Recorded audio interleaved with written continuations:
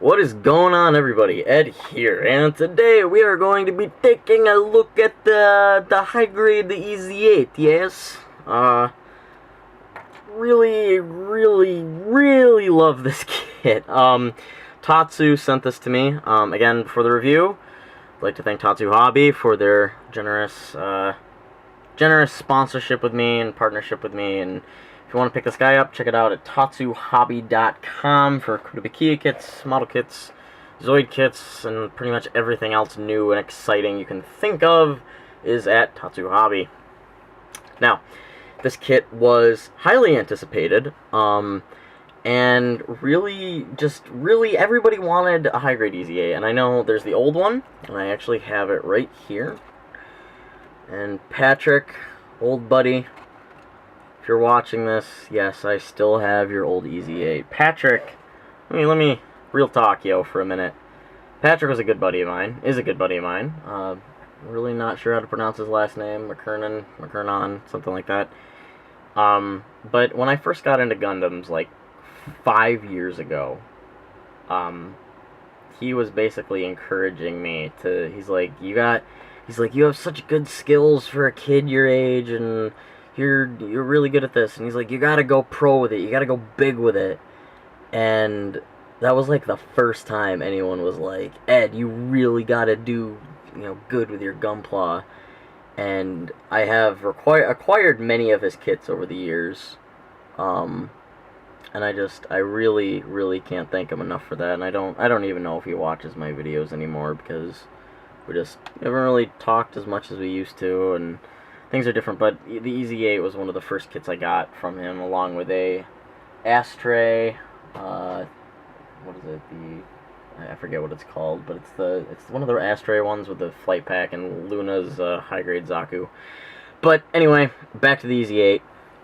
The 80s, 90s, whatever year this model was fantastic, and I think that's why Bandai put off doing a regular high-grade Ez-8 for so long, just because the quality of this one was so nice compared to it. He is a bit bigger. Here is the ground-type Gundam.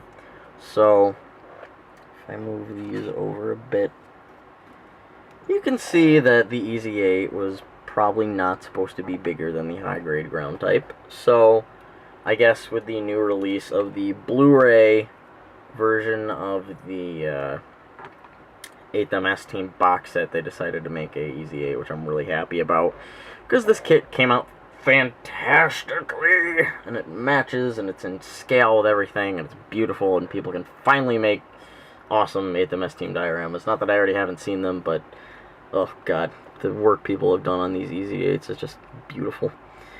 So yeah, again, quick thing around here, no paint, no panel lines, no stickers yet. This is it.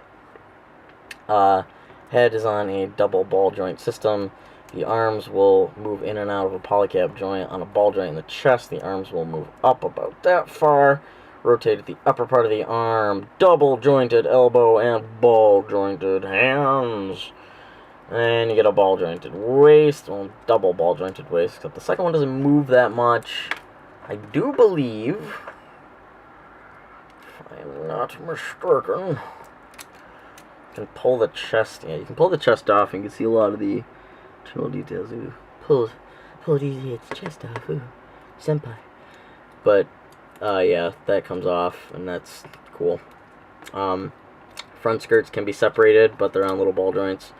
Side skirts are pegged in. Back skirts just one big butt.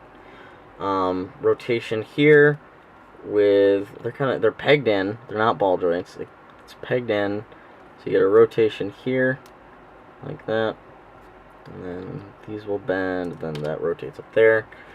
So the only complaint I have about the kit, we'll look at that in a minute, double jointed knees, I should say. You still get the little bend that you can get in the kneecap, so he can, I think it's like to use to balance when he's shooting or some shit like that, I don't know. Ball jointed foot, the toe actually moves, which is really cool. The front part of the ankle armor moves, and then the back part is on this little ball joint connected back here. This constantly is falling off, and it bugs the shit out of me. But yeah, whatever. Not that big of a deal. So he has very, very nice articulation, as with most of the newer high grades. For hands, you're going to get one closed fist on this side, an open hand, another open hand, so you can have double beam saber action. Trigger finger, and a gun, which is molded in white this time, unlike the old one that you had to paint. The shield, the Ez-8 shield in Ez-8 colors. Most Ez-8 shields I see are in the ground force colors. I don't know why. And the little connector part back here, it's plugged into a polycap, and it's easy as enough. Just snaps on the fucking arm. There you go. Comes with a second gun, which is a little Uzi. The clip actually moves back on it. It's very cool. And last but not least, two beam sabers, along with two beams that go in these side skirts, and these are removable, by the way, but I'm not gonna take them out. But yeah, they plug in down there. So I'll just swap out his hand for his gun hand, and now we get on to my least favorite accessory, and a very odd accessory that I didn't think they were gonna include, but they did, and it is the parachute pack. This big thing, and these cables annoy me. This is why I put off doing this review for so long. First of all, really cool, you don't need a change of backpack, you just open this one up. All the little mechanisms slide open, so you have the open pack. Next, you just insert that in there, like so. I can finagle it in there, there we go. And everything just kind of slides into place. And then these big cables basically come up,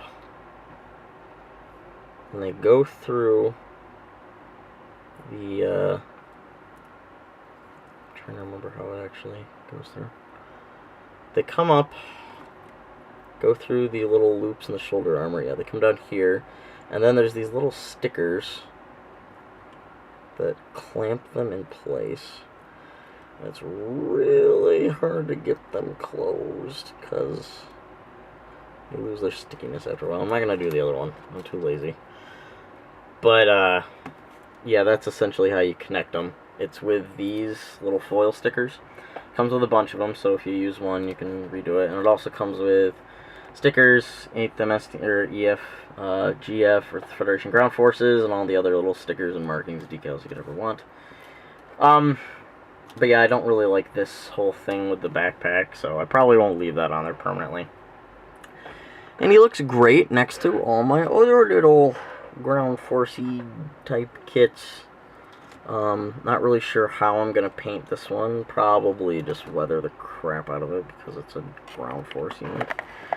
But I'm very happy to have an Ez-8 finally. I have a goof somewhere over on shelf, the newer one. But I'm going to give this kit a 9 out of 10. Comes with a nice little bundle of accessories, and really, really nice that they did this just for the HD release.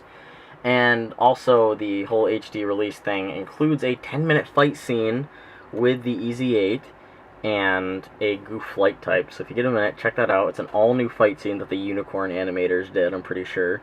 And put it in there, and it looks really freaking cool. So definitely check this kit out. Again, you can get it at Tatsu Hobby, and again, big thanks for Tatsu Hobby for sponsoring this review, and many, many other of my reviews. So if you have any questions, comments, leave them below, and make sure to check out my Facebook and Tumblr and Twitter, and I don't really go on any of them anyway, but yeah, so that's about it, guys. Check this kit out. Definitely pick it up if you're a Universal Century fan. Just pick it up if you're new to building models and want a guinea pig to test weathering out on. It's the Ez-8. It can take a beating. It just doesn't look good clean.